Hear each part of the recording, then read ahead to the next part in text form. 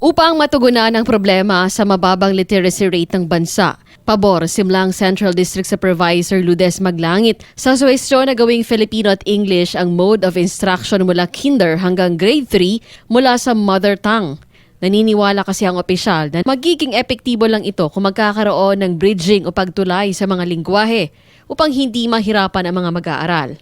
Kung kinakailangang i-translate ng mga guro ang Filipino at English sa mother tongue, ay dapat nila itong gawin sa klase. Bakit hindi? If yun din ang makakatulong para na rin ma-raise up yung performance natin, competence ng mga bata.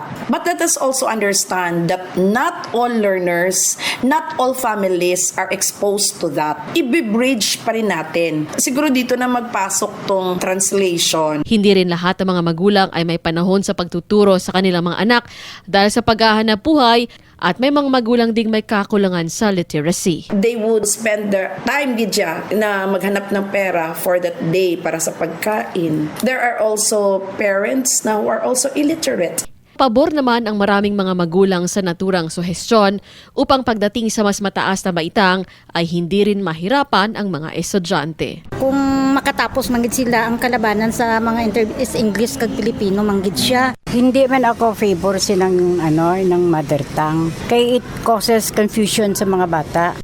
Cherry May Exim Tapia, NDBC, Bida Balita.